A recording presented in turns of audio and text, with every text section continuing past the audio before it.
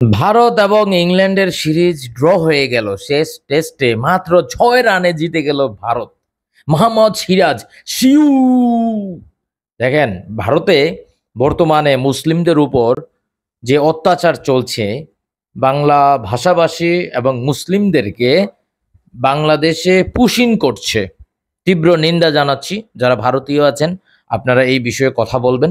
দেখেন, একজন মুসলিম হিসেবে আজকে ভারতকে সম্মান এনে দিয়েছে মোহাম্মদ সিরাজ। চমৎকার বোলিং করেছে, চমৎকারভাবে একটা জয় এনে দিয়েছে। বিরাট কোহলি সেটা খুব চমৎকারভাবে তুলে ধরেছেন। কিন্তু ভারত সরকার, দিল্লির এই মোদি সরকার ভারত থেকে বাংলাদেশে তাদের জনগণকেও পুশিং করছে। বাংলাদেশের একজন বিএনপির নেতা তিনি বলেছেন, শেখ হাসিনাকে কেন পুশিং করছে না।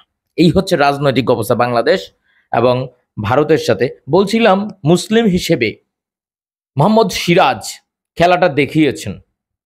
আরেকটা বিষয় একটু বলে রাখি, লিজেন্ডস যে চ্যাম্পিয়ন কাপ হয়ে গেল, সেখানে ভারত পাকিস্তান ম্যাচটা হলো না।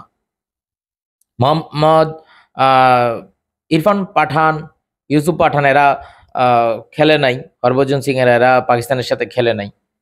কিন্তু এই যে এশিয়া কাপে দেখেন, এশিয়া কাপে খেলার জন্য কিন্তু মুখিয়ে আছে ভারত। এই জিনিসগুলা ক্রিকেটে থাকা উচিত না। যাই হোক, ইন্ডিয়া ইংল্যান্ডের সাথে সিরিজ ড্র করেছে। বিশেষ করে এর আগের টেস্ট আপনারা দেখেছেন, চমৎকারভাবে সিরাজ খেলছিল। ইন্ডিয়া মনে হয় জিতেই যাবে, 22 রান দরকার। ঠিক তখন যেভাবে আউটটা হলেন, সিরাজ কিন্তু ঠিকই বলটা ব্যাটে লাগিয়েছেন, কিন্তু তারপর স্টাম্পে গিয়ে আউট হয়ে গেল। মন ভেঙে গেল ভারতের। সিরাজ পারলেন না জেতাতে ভারতকে।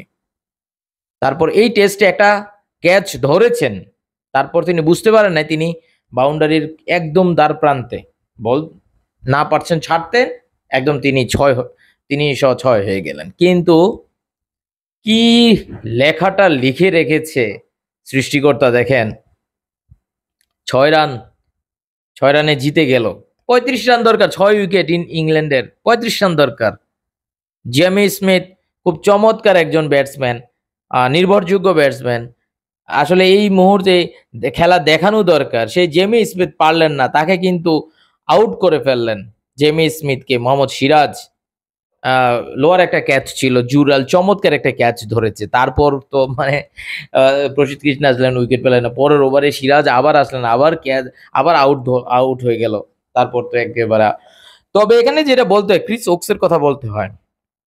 ঋষভ পান্থ যেভাবে পায়ে ব্যথা নিয়ে খেলেছেন, ঠিক একইভাবে আমরা দেখেছি যে ক্রিস ওকস তিনিও নেমেছেন, কিন্তু শেষ পর্যন্ত আসলে পারলেন না। মাত্র 6 রানে দূরে থেকে অল আউট হয়ে গেল ইন্ডিয়া। দেখেন, টোটাল সিরিজটায় ইংল্যান্ড যেভাবে ডোমিনেট করেছে, কোনোভাবে বোঝাই যাচ্ছে না যে এই সিরিজটাই ইন্ডিয়া অনেক ভালো খেলেছে।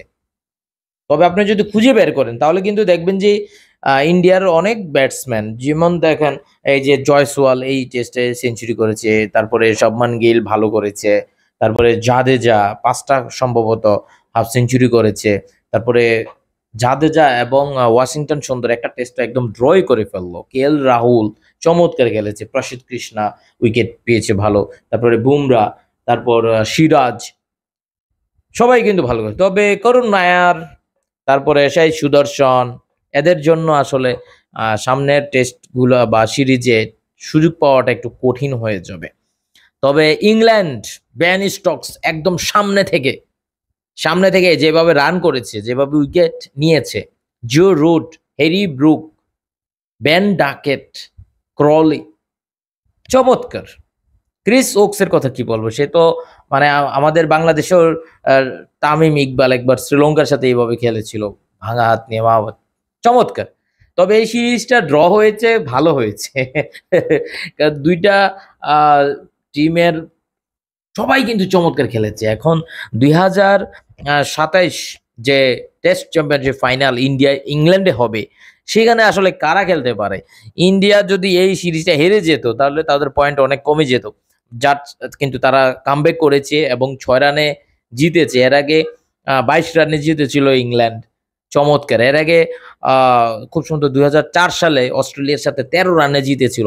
একদম মানে লোয়েস্ট ব্যবধানে যে জেতাটা, এটা কিন্তু একটা রেকর্ড হয়ে গেল মাত্র ৬ রানে, তাও আবার টেস্ট ম্যাচ, ভাবা যায়? চমৎকার, কনগ্রাচুলেশনস ইন্ডিয়া।